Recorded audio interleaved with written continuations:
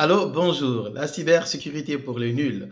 Aujourd'hui, on va parler de la seconde et dernière partie de la gestion de risque. Si vous vous rappelez bien, quand on parlait de la gestion des risques lors de notre vidéo précédente, on a dit que le risque d'abord, c'est la probabilité qu'une menace peut exploiter une vulnérabilité et quelles sont les conséquences. Après la définition de risque, on a parlé de ce qu'on appelle la gestion de risque ou le risk management. On a dit que dans le risk management, la première chose à faire d'abord, c'est l'évaluation de risque, comme on dit en anglais, de risk assessment. On a dit que dans l'évaluation de risque, il faut d'abord, la première chose d'abord, c'est identifier les biens que vous aviez, c'est-à-dire les ordinateurs, les serveurs, les ordinateurs, c'est-à-dire les endpoints, les serveurs, les applications, les données que vous aviez. Vous devez tout documenter et ce qu'on appelle de risk prioritization, c'est-à-dire que voir quelle est la valeur de chaque bien et assigner maintenant par rapport à, et comment dirais-je, la valeur de ces biens, assigner une valeur. On a dit que vous pouvez assigner des valeurs, que ce soit high, medium, low, au bien. Après cela, maintenant, vous devrez faire ce qu'on appelle le threat management. Vous avez identifié les biens que vous aviez dans votre entreprise. Vous, maintenant, essayez de voir les menaces qui peuvent atteindre ou impacter ces biens. Après ça, il y a l'évaluation, maintenant, comment dirais-je, des vulnérabilités. Les vulnérabilités liées à ces menaces. Après tout ça, maintenant, vous pouvez maintenant savoir comment protéger ces biens. Et pour protéger ces biens, il faut parler de ces quatre choses liées à la gestion de risque. On a dit d'abord qu'il fallait évaluer. Après l'évaluation, maintenant, on va maintenant, c'est-à-dire les chefs, les managers vont maintenant prendre des décisions. Ils vont voir maintenant quels sont les risques qu'il faut accepter, qu'il faut transférer, qu'il faut réduire ou qu'il faut ignorer ou rejeter. Et pour mieux vous expliquer cela, on va parler d'abord de ce qu'on appelle rejeter un risque ou ignorer un risque.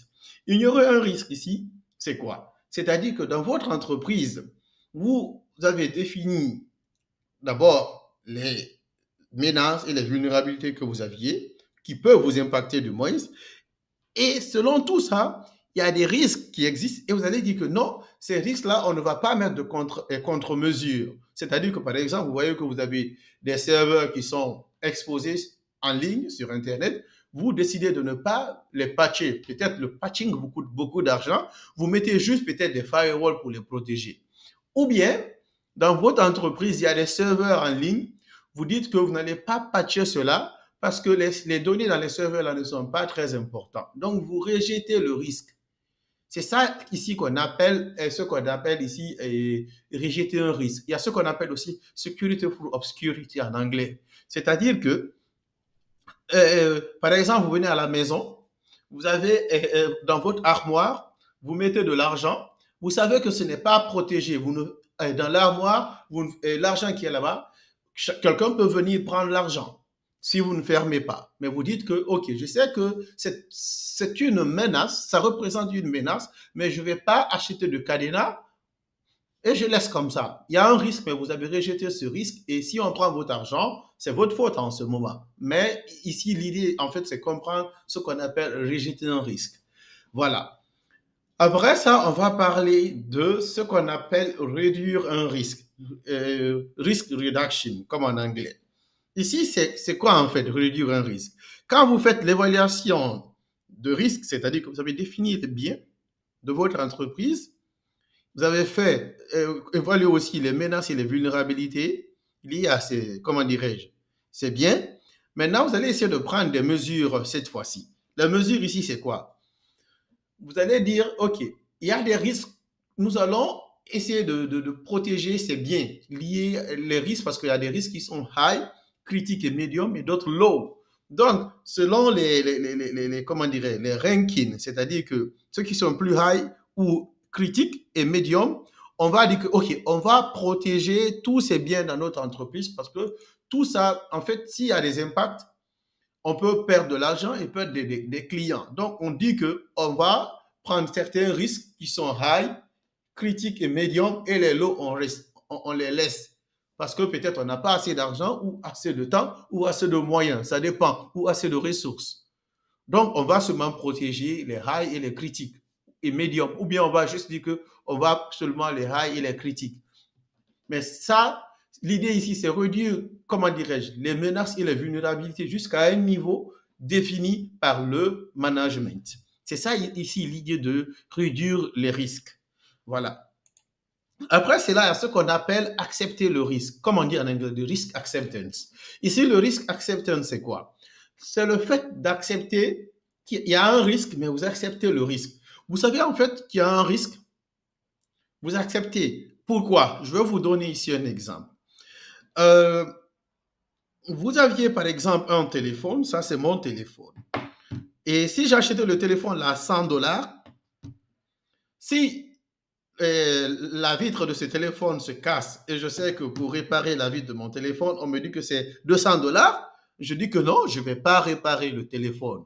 C'est-à-dire que j'accepte le risque. Parce que le risque ici, c'est que si la vitre est cassée, peut-être dans les jours à venir, il peut y avoir d'autres problèmes et je ne pourrai plus utiliser le téléphone, il y a des données là-dedans. Mais comme c'est plus cher, le prix de la réparation est plus cher que le prix d'achat de ce téléphone, je préfère laisser comme ça. Mais ça dépend parce que des fois, il peut y avoir que s'il y a des biens très importants dans mon téléphone, des données du moins, je peux réparer. Mais sinon, je dis que, ah bon, moi je m'en fous, il n'y a que peut-être des photos ou les informations là-dedans. Peut-être je peux après acheter un autre téléphone, je transfère directement, ce qui est plus rentable pour moi. Donc, j'accepte le risque. Voilà, c'est ça qu'on appelle accepter un risque. Voilà. Et la dernière partie, c'est ce qu'on appelle transférer un risque, the risk transference. Ici, transférer un risque, c'est quoi?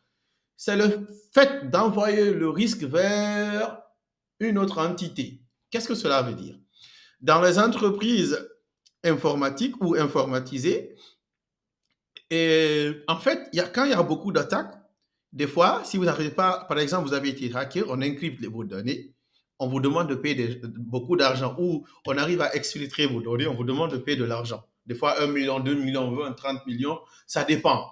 Et souvent, ça arrive que les entreprises dépensent beaucoup d'argent, donc les entreprises vont vers des assurances pour signer des contrats. On paye chaque année 100 000 dollars, 200 000 dollars. Quand il y a une attaque, vous allez payer l'argent ou 80% ou 50%, ça dépend des assurances de l'attaque. Donc, ce qui veut dire que si nous, on est attaqué, au lieu de payer 10 millions, nous, on va payer 5 millions, vous payez 5 millions, ou nous, on paye 2 millions, 3 millions, l'assurance paye le reste. Donc, on a transféré le risque en ce moment vers l'assurance. C'est-à-dire que si, au lieu de perdre beaucoup d'argent, en ce moment, on peut économiser de l'argent en cas d'attaque. Mais cela ne veut pas dire qu'on ne va pas protéger nos informations. On va protéger les informations parce que dans l'assurance aussi, il y a des exigences. Cela ne veut pas dire que, bon, on ne va pas protéger, on laisse tout comme ça. Quand on est attaqué, l'assurance paye. Non, c'est juste une façon de réduire les risques en les transférant. C'est ça qu'on appelle le risk transference. Voilà, c'était tout pour aujourd'hui, la cybersécurité pour les nuls. Si vous avez des questions, n'hésitez pas à les poser dans les commentaires ou à nous envoyer des messages. Et surtout, n'oubliez pas de vous abonner. Merci, à bientôt. Au revoir.